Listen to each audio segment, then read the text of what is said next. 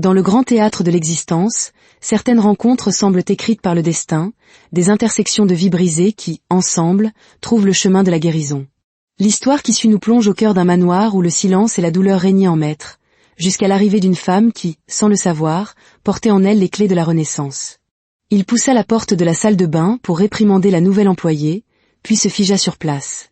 Sa fille malade riait pour la première fois depuis des mois, et la responsable de ce miracle était une personne en qui il avait déjà décidé de ne pas avoir confiance. Le silence dans le manoir était plus assourdissant que n'importe quel bruit. Richard Davis était assis derrière son immense bureau en acajou, les yeux fixés sur les derniers résultats d'analyse de sa fille. Les chiffres étaient pires que ceux du mois précédent. Il cligna des yeux une fois, puis deux, mais son expression ne changea pas. Elle ne changeait jamais. Pour le monde, Richard était un titan, le PDG de Davis Global, un milliardaire qui avait bâti sa fortune en construisant, en acquérant et en contrôlant tout sur son passage. Mais ici, dans ce bureau froid à l'éclairage parfait et aux bibliothèques immaculées, il ressemblait à un homme de pierre, impassible, insensible, inaccessible. Sur le bureau, des photos encadrées, une version plus jeune de lui-même tenant un bébé, et à ses côtés, une femme magnifique au regard de feu, sa défunte épouse, Élise. Elle était décédée l'année précédente. Un cancer, rapide, brutal, le laissant avec une petite fille brisée et un silence qu'il ne savait comment combler. Il vérifia sa montre, puis l'image de la caméra du couloir. La nouvelle gouvernante devait arriver. Il n'avait aucune énergie pour les entretiens, aucune place pour les étrangers dans sa vie. Son assistante l'avait engagée. Femme noire, la trentaine, expérimentée avec les enfants, disait la note. Il avait à peine jeté un coup d'œil à la photo. Cela lui était égal. Il voulait juste de l'ordre. Cynthia Collins se tenait devant le petit miroir de la chambre d'amis qu'ils appelaient les quartiers du personnel. Ses mains tremblaient légèrement tandis qu'elle nouait son tablier. Premier jour. Ce n'était pas son premier emploi de ce type, mais celui-ci avait quelque chose de différent. Plus grand, plus froid, plus riche. Elle se regarda dans le miroir. Propre, soignée, présentable. Mais derrière ses yeux, il y avait une douleur familière, un poids qu'elle portait depuis qu'elle avait perdu sa propre petite fille, 5 ans auparavant. Elle n'en parlait jamais. La plupart des gens ne posaient pas de questions. Ses mains se stabilisèrent lorsqu'elle pensa à l'enfant à l'étage.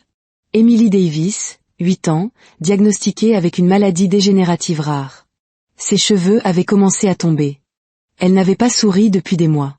Cynthia ne savait pas quel genre d'homme était le père, mais elle savait pour quel genre de jeune fille elle était ici. « Je ne suis pas là pour le salaire », murmura-t-elle à son reflet. « Je suis là pour compter. » Cynthia entra sur la pointe des pieds dans la chambre rose aux doux nuages peints au plafond. Émilie était recroquevillée dans son lit, les yeux mi-clos, la respiration courte, sans réaction. Mais Cynthia ne parla pas. Au lieu de cela, elle déballa un petit sac qu'elle avait apporté. Des perles de bain à la lavande, un canard en caoutchouc jaune, un exemplaire usé de la toile de Charlotte. Elle se déplaçait comme une mère, pas comme une employée. Richard vérifia à nouveau la caméra du couloir. Il vit un mouvement. Cynthia entrait dans la salle de bain privée d'Émilie. Elle n'avait pas demandé la permission. Il se leva, la mâchoire crispée. Il traversa rapidement les couloirs, la fureur montant derrière ses yeux. Il la trouva à genoux près de la baignoire, les manches retroussées, versant doucement les perles parfumées à la lavande dans l'eau.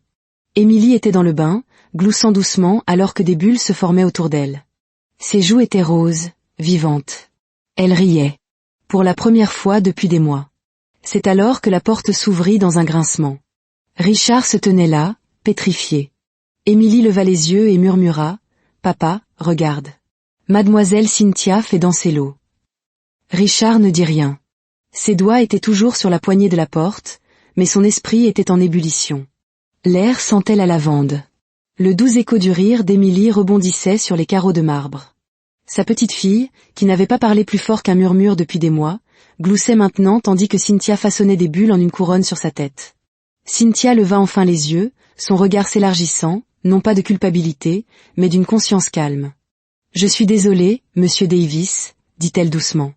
Elle voulait prendre un bain. Je ne voulais pas attendre la permission. Il ne répondit pas, se contentant de la fixer, la mâchoire encore plus serrée. « Vous auriez dû prévenir quelqu'un, » dit-il finalement, la voix glaciale. Elle n'a pas mangé, pas souri, pas bougé depuis des jours. J'ai pensé que l'eau pourrait peut-être aider. Son regard tomba sur sa fille. Émilie barbotait doucement, le canard posé sur son épaule. Son sourire, réel, sans contrainte, était du genre à le anéantir. Il détestait à quel point il lui avait manqué. « Je vais terminer », dit Cynthia, sa voix toujours basse, respectueuse. « Ensuite, je partirai. » Émilie se tourna brusquement. Non, sa voix se brisa. « Ne la faites pas partir. » Richard se figea à nouveau. La jeune fille agrippa le poignet de Cynthia avec des doigts mouillés et tremblants. « Elle lit des histoires drôles, » dit-elle, le souffle court. « Et elle a l'odeur de maman. » Silence. Cynthia cligna fortement des yeux, sa main reposant légèrement sur celle d'Émilie. Le souffle de Richard se coupa. Il n'avait pas réalisé que sa fille se souvenait de l'odeur de sa mère, des parfums d'Élise, des bains chauds à la lavande, des chansons.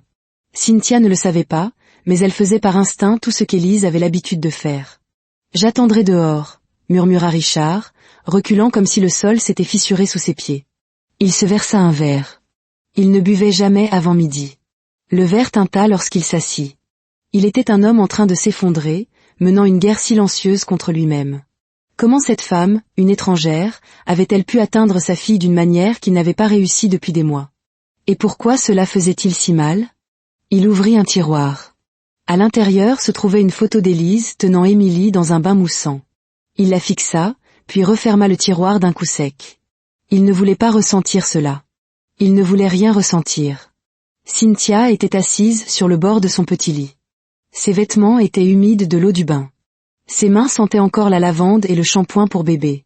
Elle aurait dû être inquiète, peut-être même faire ses valises. Au lieu de cela, elle pleurait silencieusement. Des larmes qu'elle ne pouvait arrêter. Des larmes qu'elle ne s'était pas autorisée à verser depuis le dernier bain de sa propre fille, 5 ans auparavant. Le souvenir qu'elle avait enfoui. Celui qui vivait derrière ses yeux chaque jour. Cette petite fille, Émilie, avait brisé quelque chose qu'elle avait verrouillé. Et le visage de Richard, ce regard figé et brisé dans ses yeux. Elle l'avait déjà vu une fois. Dans le miroir, la nuit où son propre monde s'était effondré. Le soleil ne s'était pas encore levé sur le domaine des Davis, mais Cynthia était déjà dans la cuisine, coupant des fruits en silence. Ses doigts bougeaient méthodiquement, mais son esprit était ailleurs. Chaque détail de la veille se rejouait dans sa tête.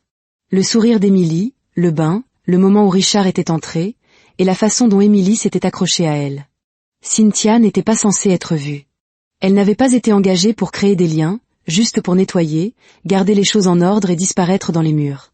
Elle craignait d'avoir franchi une ligne qu'elle ne pouvait plus effacer. Richard était assis sur le bord de son lit, entièrement habillé mais immobile. Son téléphone vibra, un message de son assistant, « Tout va bien avec la nouvelle employée ?» Il ne répondit pas. Ses yeux étaient rivés sur le moniteur du couloir. Le flux en direct de la caméra montrait la cuisine. Cynthia coupant du melon en silence total, calme, ordinaire. Mais l'image de la veille le hantait. Ce sourire sur le visage d'Émilie, ce rire. Il devrait être reconnaissant. Mais au lieu de cela, il était en colère, non pas contre Cynthia, mais contre lui-même. Parce qu'une partie de lui, une grande partie, voulait qu'elle reste. Et cela signifiait que quelque chose était en train de changer, et il n'aimait pas ça.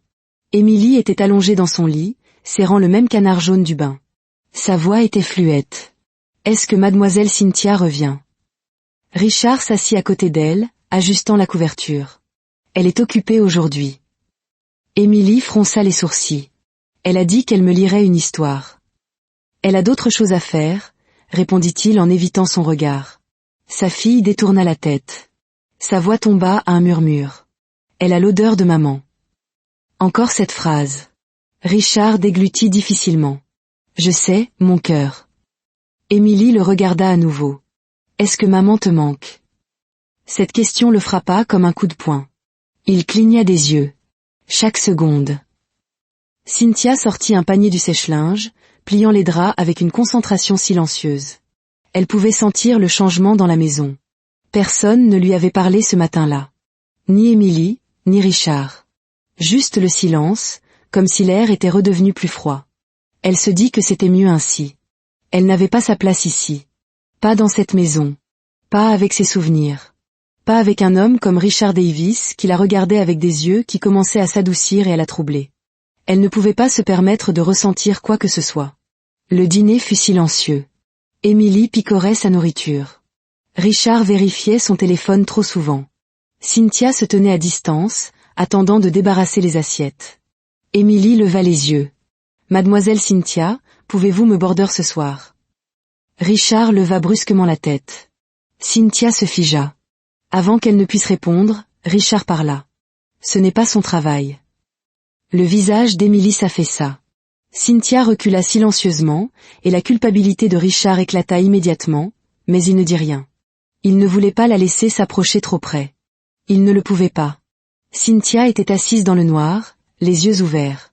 Elle pouvait entendre les faibles toux provenant de la chambre d'Émilie à travers le mur. Chaque parcelle de son être voulait traverser le couloir et juste être là. La réconforter. Lui lire une histoire pour s'endormir. Mais elle ne bougea pas. Elle avait appris à ses dépens. Si on s'approche trop, on saigne. Le son traversa les murs comme un murmure. Une toux douce et râpeuse. Puis une autre. Un sifflement aigu. Cynthia fut sur pied avant même de pouvoir réfléchir. Elle pressa son oreille contre le mur, compta les secondes entre les toux. Elle attrapa sa robe de chambre, se précipita dehors et s'arrêta juste devant la chambre d'Émilie. La porte était entr'ouverte. Richard était déjà là, assis à côté de sa fille, tenant sa petite main dans la sienne. Il avait l'air fatigué, en colère et impuissant. Cynthia resta dans le couloir, hésitante. Puis Émilie murmura à travers des respirations laborieuses, « Mademoiselle Cynthia. » Richard se tourna. Leurs regards se croisèrent. Pas de mots. Juste une supplique. Il s'écarta. Cynthia entra et s'agenouilla près du lit. Le front d'Émilie était humide, ses joues pâles. Elle tremblait. « Chut, ma puce, » murmura Cynthia. « On va tout ralentir. » Elle remonta les couvertures jusqu'au menton d'Émilie, lui lissant doucement les cheveux. « Tu te souviens du jeu des chiffres qu'on a fait ? Inspire avec moi. 1, 2, 3. » Émilie essaya, encore et encore. Le sifflement ralentit. Ses yeux commencèrent à se fermer. Richard regardait, stupéfait. Il avait appelé des médecins, des infirmières, des thérapeutes. Personne ne calmait Émilie comme ça. Pas même Élise. Cynthia versa du thé chaud dans 2 tasses. Elle se tourna et fut surprise de voir Richard appuyé contre l'embrasure de la porte, l'observant. Il ressemblait à un homme qui n'avait pas dormi depuis des mois. Parce que c'était le cas. « Vous saviez exactement quoi faire », dit-il à voix basse. Elle lui tendit une tasse. « J'ai déjà vu des enfants comme elle. » Il hésita avant de demander. « Le vôtre ?» « Un temps. » Elle hocha la tête, puis changea rapidement de sujet. Émilie a un problème respiratoire déclenché par le stress. Rien de mortel ce soir, mais ça peut s'aggraver si elle panique. Elle n'a laissé personne s'approcher d'aussi près depuis la mort d'Élise, murmura-t-il. Ce n'est qu'une petite fille à qui sa maman manque, répondit Cynthia. Richard s'assit à la table de la cuisine, sa tasse intacte. Il y eut un long silence. Puis il le dit doucement. Vous m'avez calmé, moi aussi. Émilie était assise dans un fauteuil roulant sur la terrasse, enveloppée dans une couverture. Le soleil perçait à travers des nuages épars.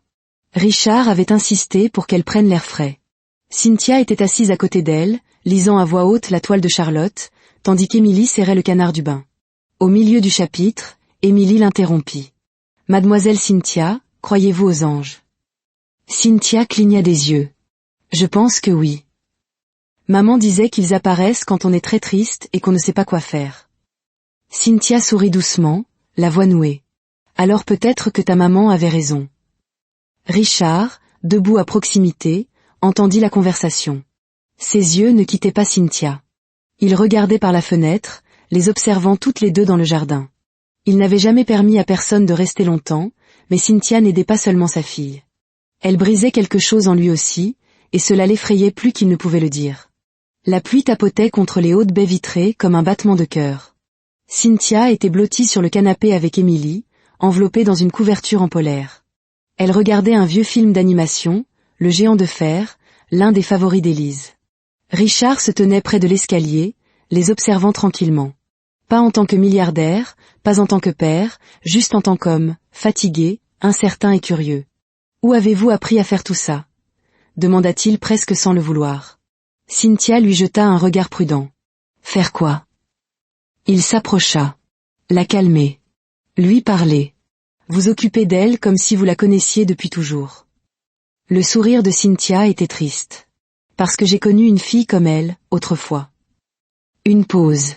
Elle sortit quelque chose de sa poche. Une petite photographie usée. Une petite fille en costume de princesse. De grands yeux, un grand sourire. La date était effacée dans le coin. Ma fille, dit-elle doucement. Elle s'appelait Lily.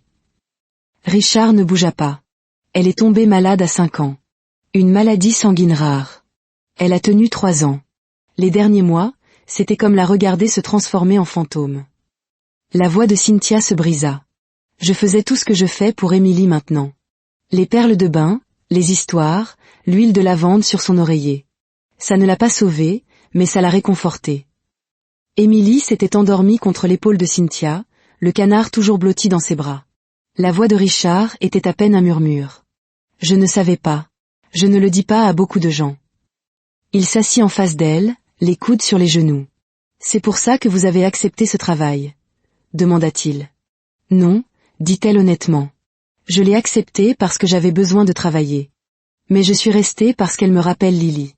Et parce que vous me rappelez quelqu'un, aussi. Qui? Moi-même, dit-elle en le regardant dans les yeux. Après avoir tout perdu. Richard fixa de nouveau la photo encadrée d'Élise, mais cette fois, il ne referma pas le tiroir. Il la sortit, la tint dans ses mains. Je suis désolé, murmura-t-il à la pièce vide. Je ne savais pas comment faire ça tout seul. Cynthia borda doucement Émilie, écartant une mèche de cheveux de son visage. Mademoiselle Cynthia, murmura Émilie. Oui, ma douce. Êtes-vous un ange? Cynthia déglutit difficilement. Non, mon bébé. Je suis juste quelqu'un qui se souvient de ce qu'est l'amour. Émilie sourit. Vous avez l'odeur de l'amour. Cynthia cligna rapidement des yeux. Bonne nuit, mon cœur. Cynthia éteignit la dernière lumière. Derrière elle, la voix de Richard la surprit. Vous avez redonné vie à cette maison. Elle se tourna, surprise. Je ne voulais pas dépasser mes fonctions. Vous ne l'avez pas fait, dit-il. Vous avez fait plus pour ma fille en 2 semaines que moi en 2 ans. Elle ne dit rien. Puis, doucement, il demanda, est-ce qu'elle cesse un jour de vous manquer? Non, répondit-elle. Mais j'ai cessé de me détester d'avoir survécu. Le jardin n'avait jamais vu autant de vie. Richard regardait depuis le porche Cynthia agenouillée à côté d'Émilie dans le jardin. La petite fille, pâle mais gloussant, tenait un minuscule arrosoir. Elle le vida maladroitement sur un jeune rosier. Oups! Cria-t-elle, l'eau éclaboussant ses chaussures. Cynthia éclata de rire, un rire profond et musical qui résonna sur les dalles de pierre. Tu es censé arroser la plante, pas tes chaussettes. Émilie se pencha vers elle. Tu es ma grande personne préférée. Cynthia fit semblant d'être choquée. Et ton papa? Émilie eut un sourire malicieux. Il est pas mal, mais il ne fait pas de bain moussant ni les voix quand il lit. Richard s'approcha, feignant une grimace. Je tiens à te dire que ma voix de pirate est très impressionnante. Émilie éclata de rire. Cynthia se joignit à elle, sa main effleurant légèrement celle de Richard alors qu'il s'agenouillait à leur côté. Leurs regards se croisèrent, non plus avec gêne cette fois, mais avec aisance. Les 3 préparèrent le dîner ensemble. Enfin, Richard regardait surtout tandis que Cynthia et Émilie transformaient la cuisine en un chaos organisé. De la farine sur le comptoir, des éclaboussures de sauce sur la cuisinière. Émilie portait un tablier 2 fois trop grand pour elle. Cynthia lui apprit à pétrir la pâte. Richard, adossé au mur, les bras croisés, souriait avec incrédulité. Il ne se souvenait pas de la dernière fois où sa maison avait senti comme un foyer. Plus tard, Émilie était allongée sur le canapé, la tête sur les genoux de Cynthia qui lui lisait une histoire. Richard était assis dans le fauteuil, mais il ne regardait pas le livre. Il regardait Cynthia. Sa voix, ses yeux, la façon dont elle lissait les cheveux d'Émilie, patiente et présente. C'était quelque chose qu'Élise faisait, mais ce n'était pas une imitation. C'était réel, c'était elle, et cela le changeait. Richard raccompagna Cynthia à sa chambre. Ils s'arrêtèrent à sa porte. « Merci, dit-il. Pourquoi ? Pour m'avoir rendu ma fille. » Le sourire de Cynthia était discret. Elle a toujours été là. Elle attendait juste que quelqu'un la voie à nouveau. Il hocha la tête. Puis, hésitant, il demanda « Et vous ? Vous sentez-vous vu ? Une pause. Personne ne m'a posé cette question depuis longtemps, murmura-t-elle. Leurs regards s'attardèrent plus longtemps qu'ils ne l'avaient prévu. Puis Cynthia recula. Bonne nuit, monsieur Davis. Bonne nuit, Cynthia. Émilie dormait paisiblement, sa respiration douce, le canard blotti à côté d'elle. Devant sa porte, Richard resta un instant, à écouter. À l'intérieur de sa poitrine, quelque chose de chaud, fragile, mais indéniable, commençait à fleurir. La chaleur des derniers jours flottait encore dans l'air. Cannelle, rire, quelque chose comme la paix. Richard était assis à son bureau, fixant un email avec un sourcil froncé. Objet, vérification des antécédents. Cynthia Collins. En pièces jointes, des pages d'information et un fichier qui lui coupa le souffle. Un article de presse datant de 4 ans. Mère accusée de négligence dans la mort de sa fille après un accident domestique. Lily Collins, 8 ans, décédée dans une baignoire, sous la surveillance de sa mère, Cynthia Collins. Richard se renversa dans son fauteuil, le cœur battant à tout rompre. Sa fille avait pris des bains seule avec Cynthia. Sa fille, qui avait une fois cessé de respirer dans le bain. La femme en qui il avait placé sa confiance avait été au centre de la mort d'une autre petite fille. Cynthia coupait des pommes pour le goûter d'Émilie. Elle se retourna au bruit de pas lourd derrière elle. Richard entra, les yeux de nouveau froids, comme si l'hiver était revenu. « Vous avez dit qu'elle était morte d'une maladie », dit-il sèchement. Cynthia se figea. « Pardon ?» Il leva son téléphone. « Vous m'avez menti. » Son visage se vida de son sang. « Je n'ai pas menti. »« Vous n'avez pas dit toute la vérité, » lança-t-il. « Elle est morte dans une baignoire.